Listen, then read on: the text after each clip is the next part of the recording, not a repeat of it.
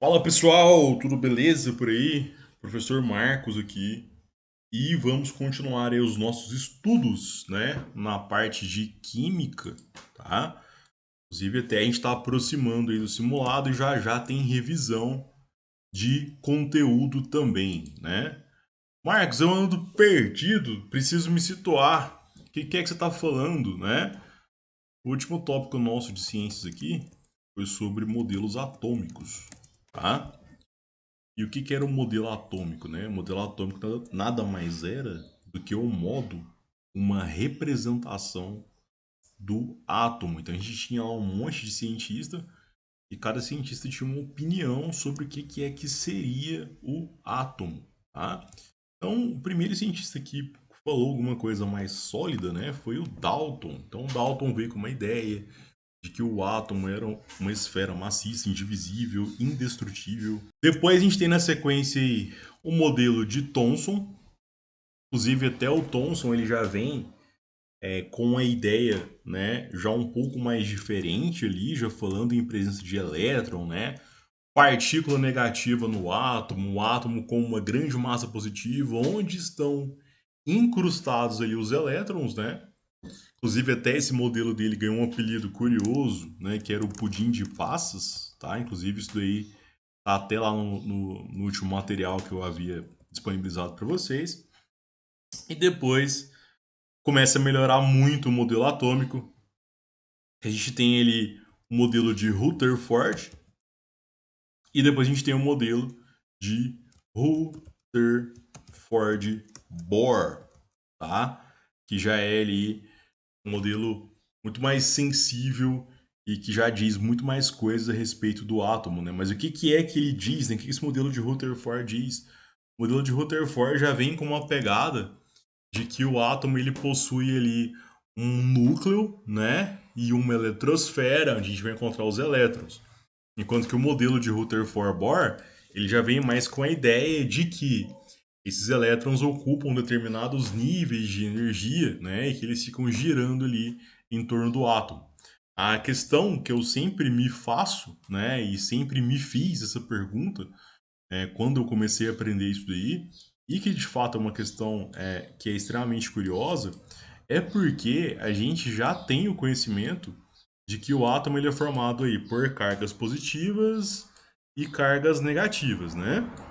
Então, a gente tem que ter a mesma quantidade de prótons e elétrons, tá? Então, a gente tem ali uma carga positiva e ali em volta, né, circulando aqui em torno, né, do núcleo do átomo ali, a gente vai ter ali então uma carga que é uma carga negativa, tá?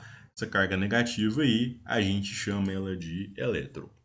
Mas a gente aprendeu desde pequeno que na natureza existe uma regra muito simples, uma lei muito simples, que é aquela lei de que os opostos se atraem.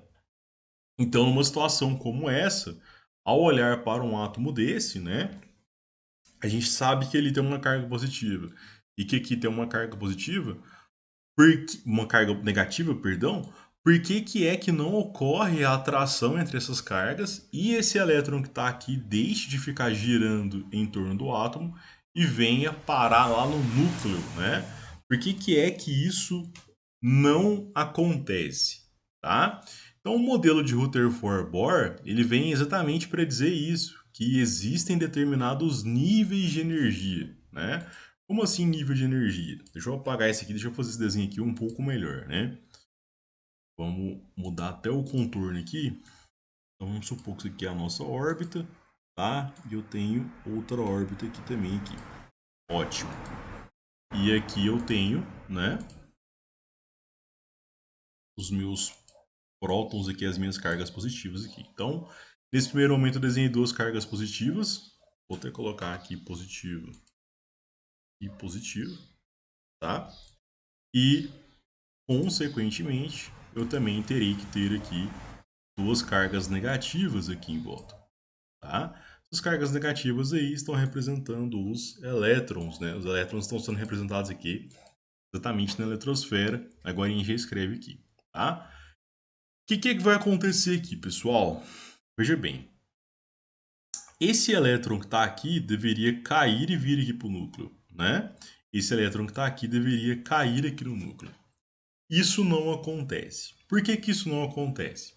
É porque existem, né, o que a gente chama aqui de níveis de energia, tá? Como se houvessem aqui pacotes de energia. Vão fazer o quê? Que vão manter esses elétrons aí exatamente nessas camadas.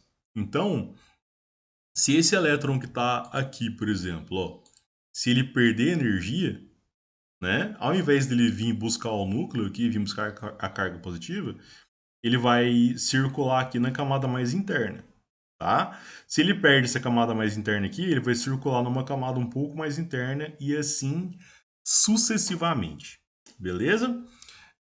Por que que isso acontece, né? Porque esses elétrons, eles possuem determinados pacotes de energia. Então, quanto mais energia você fornece para ele, mais camadas, né? Mais camadas externas ele vai procurando. E aqui a gente tem um total de 7 camadas, então tem um monte de camada ali para fora ali também. Tá? Então a gente vai ter camada aqui para fora, camada mais externa e por aí vai. Então o que que acontece? Os elétrons, não sei se você sabia disso, eles ficam circulando aqui nessa eletrosfera. E quando eles ganham energia, eles vão pulando, né, para as camadas mais externas, e quando eles perdem energia, eles vão entrando para as camadas mais internas. Como assim, Marcos? Quando a gente fala em nível de energia, pacote de energia, é como se acontecesse algo mais ou menos assim, ó. Imagina que para esse elétron ficar aqui, eu forneci para ele 100 reais, tá? Então eu forneci 100 reais para ele poder ficar aqui. Se eu fornecer, por exemplo, 200 reais, ele vai querer pular para a camada mais externa. Se eu fornecer para ele 300 reais, ele consegue pular para a camada mais externa. Automaticamente eu tô lá, né? Dando 100 reais para esse elétron, eu falo assim, olha, eu não vou dar 100 reais para você mais não, vou dar 50. Eu mudei o nível de energia, né? Então, o que acontece, né? Como ele tem menos energia agora, ele vai ter que vir para as camadas mais internas, tá? Então, aqui existe um pacote de energia que está envolvido nessa situação que faz com que esse elétron circule aqui em torno do núcleo atômico. Obviamente, não é dinheiro, né? É nível de energia, é energia, tá? E essa energia é o que mantém esse elétron preso aí nessa órbita, né? Nesse caminho que ele está percorrendo. Essas camadas mais externas aí, onde os elétrons estão presentes, elas são divididas em K, L, M, N, O, P e Q, e, ou seja, 7 camadas, tá? Os elétrons ficam girando aí no que a gente chama de eletrosfera. E aqui na parte mais interna a gente tem o que a gente chama de núcleo atômico, onde estão ali os prótons e os nêutrons. Beleza? É isso, pessoal. Espero que vocês tenham gostado dessa aula, espero que vocês tenham compreendido. É uma aula bem tranquila, tá? Qualquer dúvida aí, estou à disposição. Forte abraço e até mais.